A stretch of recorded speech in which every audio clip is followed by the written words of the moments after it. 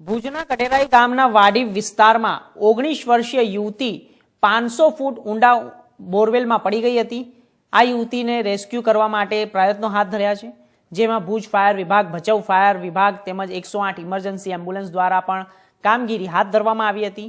તો બોરવેલમાં કેમેરા મોકલીને પરિસ્થિતિ જાણવાનો પ્રયાસ પણ કરવામાં આવ્યો હતો, સાથે જ યુવતીને ઓક્સિજન પણ પહોંચાડવામાં આવી રહ્યું છે।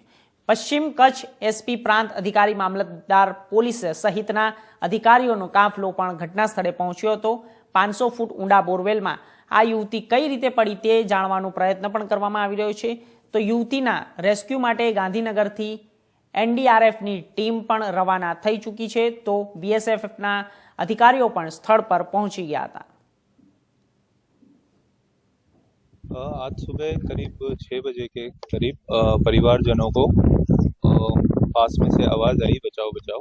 तो परिवारजन उसके दौड़ के आके देखा उन्होंने, तो पास में बना हुआ एक बोरवेल है, उसके अंदर से आवाज़ें आ रही थी। थोड़ी देर के लिए आवाज़ें आती रही, फिर आवाज़ें बंद हो गई। प्रशासन को जैसे इसकी जानकारी हुई, तुरंत पुलिस प्रशासन, फायर विभाग की टीम और एम्बुलेंस घटना स्थल पर पहुंच चुके थे। मारू नाम लाल सिंह। लालजी शू बीना बनेली छे, शू घटना घटी है? आमा घटना एवी साहेब घटी है कि कहीं कहीं केवी रीतना घटना घटी ए तो कहीं एनो कहीं खबर नहीं पड़ती।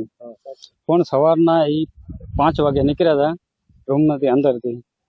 पछी 2 छोकरी हती, एक मारी ने एक मारी बेन। तो एकी करीने मारी बेन छोकरी हती जे ए तो हाली आवी रूम में ने હું મારે બાથરૂમ જવું હોય એના બહાને અહીંયા બારે હતી। એના પછી 5:30 વાગે હું જાગ્યો તો બધાને મેં ખાવાના બનાવવા માટે બધાને ઊભા કર્યા કે હાલો ભાઈ હવે આપણે ખાવાનું બનાવીએ। નામ છે આપનું? ફાતમાબાઈ। ફાતમાબાઈ, વાત કરવામાં આવે તો જે છોકરી અંદર જે પડી ગઈ છે એ તમારા સાથે કામ કરતી, શું વાત કરશો? એ છોકરી બહુ સારી જ હતી, પોતાની રીતે પોતે કામ કરતી હતી। હમણાં એની સગાઈ થઈ હતી, એ એના 2 માણસના મામલામાં કાકેની બોલીચાલી થઈ હતી, એવી રીતે એને આપઘાત કીધી।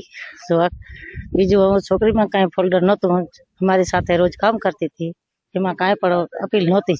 ક્યારે બનાવ બન્યો છે? એ બનાવો રાતનો 5, 5:30 ને આસપાસ બન્યો છે।